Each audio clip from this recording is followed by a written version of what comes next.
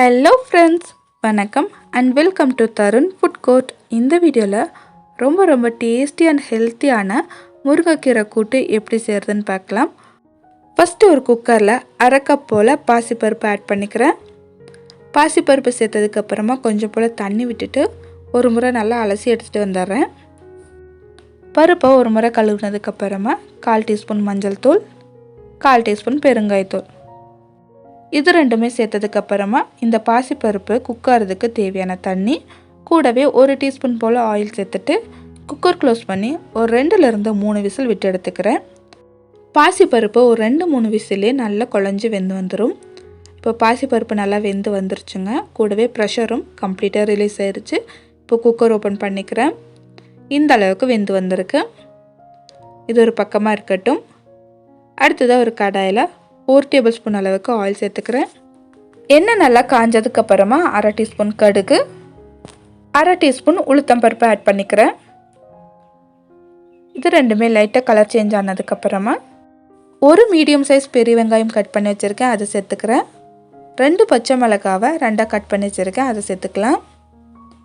2 வரமிளகாவை கிள்ளி வச்சுருக்கேன், அதையும் ஆட் பண்ணிக்கிறேன்.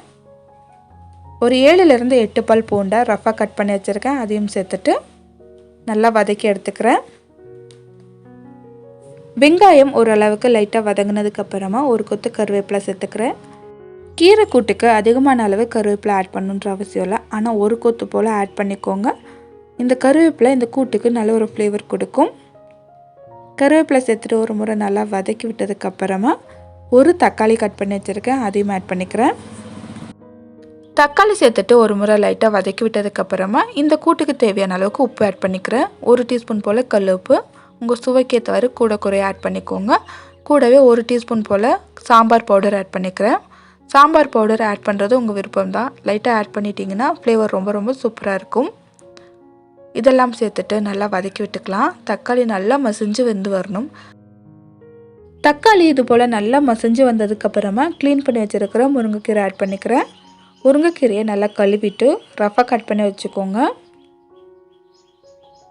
முருங்கைக்கீரையை சேர்த்ததுக்கப்புறமா இந்த தக்காளியோடு சேர்த்து நல்லா வதக்கி விட்டுறணும். தக்காளியோடு சேர்த்து நல்லா கலந்து விட்டதுக்கப்புறமா லோ ஃப்ளேமில் வச்சு ஒரு 5லேருந்து 7 நிமிஷம் குக் பண்ணிக்கலாம். குக் பண்ணும்போது மூடி போட்டுறாதீங்க, அப்படியே ஓப்பன்லேயே வச்சு குக் பண்ணி எடுத்துக்கணும். முருங்கைக்கீரை குக்கார சமயத்தில் இந்த கூட்டுக்கு தேவையான தேங்காய் பேஸ்ட் ரெடி பண்ணிக்கலாம். இதுக்கு ஒரு மிக்ஸி ஜாரில் 1/2 கப் போல் தேங்காய் துருவல், 1/2 டீஸ்பூன் சீரகம், கொஞ்சம் போல் தண்ணி சேர்த்துட்டு நல்லா ஒரு ஃபைன் பேஸ்ட்டாக அரைச்சிட்டு வந்துடணும். இது போல் அரைச்சிக்கிட்டாச்சு. இது ஒரு பக்கம் இருக்கட்டும். அடுத்ததாக முருங்கைக்கீரையும் நல்லா வதங்கி வந்திருக்கு. இந்த அளவுக்கு நல்லா வதங்கினதுக்கப்புறமா ஆல்ரெடி குக் பண்ணி வச்சுருக்கிற பருப்பு ஆட் பண்ணிக்கலாம்.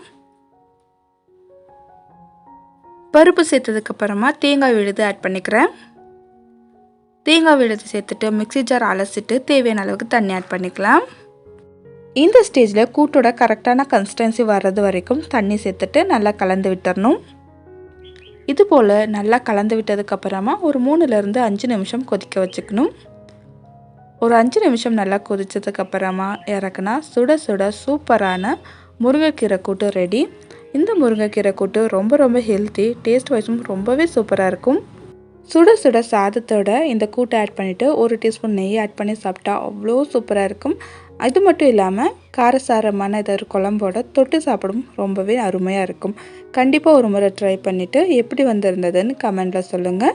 இந்த வீடியோ உங்களுக்கு பிடிச்சிருந்தா சேனலுக்கு லைக் அண்ட் சப்ஸ்கிரைப் பண்ணிக்கோங்க. வேறொரு இன்ட்ரெஸ்டிங்கான ரெசிபியுடன் உங்களை சந்திக்கிறேன்.